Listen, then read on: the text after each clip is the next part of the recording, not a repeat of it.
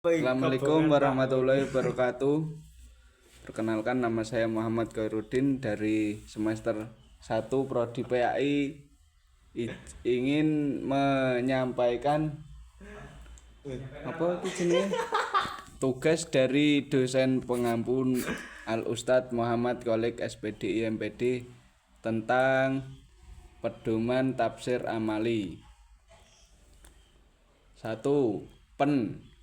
Tafsir amali sangat penting. Al-Quran itu untuk diamalkan, bukan sekedar dibaca dan dihafalkan.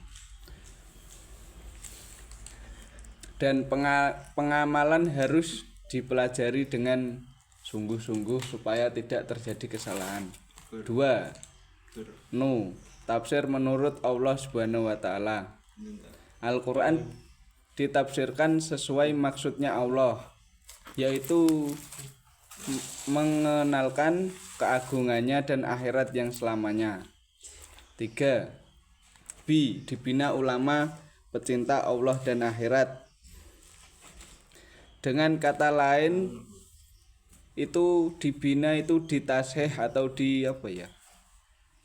digituin, ditasih sama ahlinya, ahli Quran, ahli ilmu.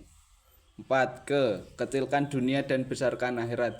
Ketika kita mentafsirkan Al-Quran itu kita harus membesarkan akhiratnya, jangan membesarkan tentang dunianya. 5.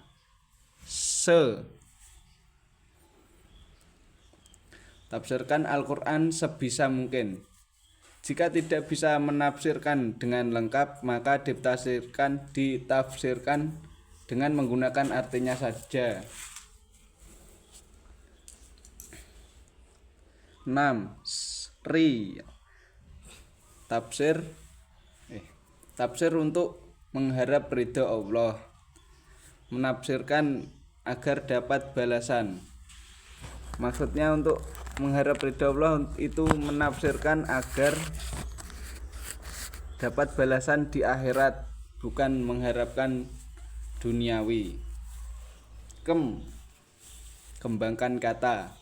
Kembangan kata itu lafadz atau kata dalam Al-Quran dikembangkan berupa penjelasan seperti qiyas dan lain-lain.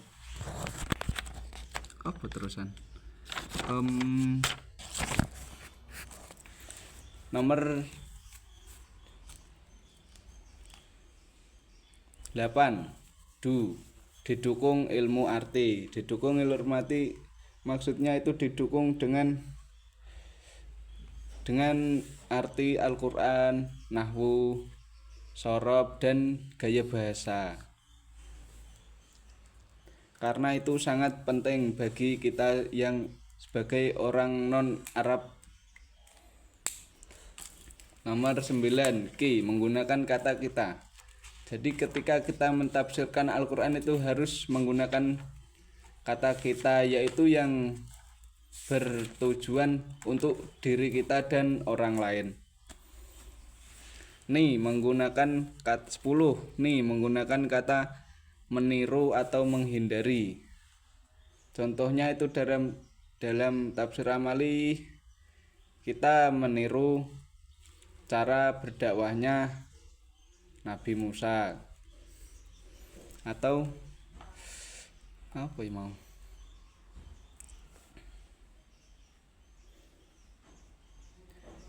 menghindari, kita hindari menjadi seperti umatnya Nabi Musa. Gitu ya kawan-kawan.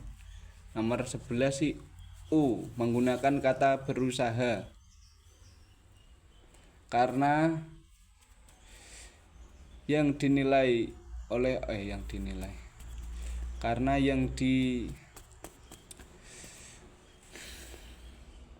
sebab yang diberi pahala oleh Allah adalah usahanya. Masalah gagal atau tidak gagalnya itu hanya di mata manusia saja. Kalau di mata Allah, kalau itu usahanya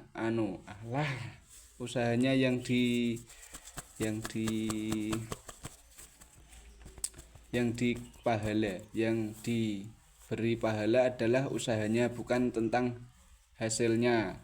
Ya begitulah kira-kira.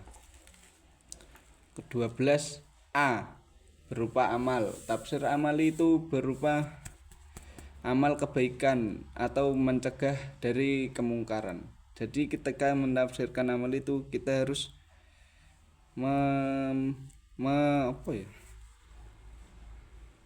memberikan contoh kebaikan dan menghindari perbuatan yang mungkar. Nomor 14 Sam. Kok Sam nomor 14 apa kok? Sam 14. Nomor 14 Sam. Amal sambung dengan ayat, itu maksudnya kita beramal, contoh kita beramal menggunakan ayat nomor 1 contoh, dan itu ketika sudah dijalankan itu disambung dengan ayat yang lain yang sifat yang memiliki arti yang mendekati gitu. Nomor 15 Mu, permudah untuk mengamalkan. Nah, itu contohnya permudah untuk mengamalkan itu. Jadi tafsir amal itu bukan untuk mempersulit, tapi untuk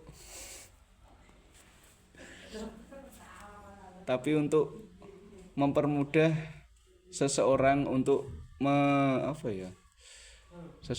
mengamalkan Al-Qur'an. Jadi begitu.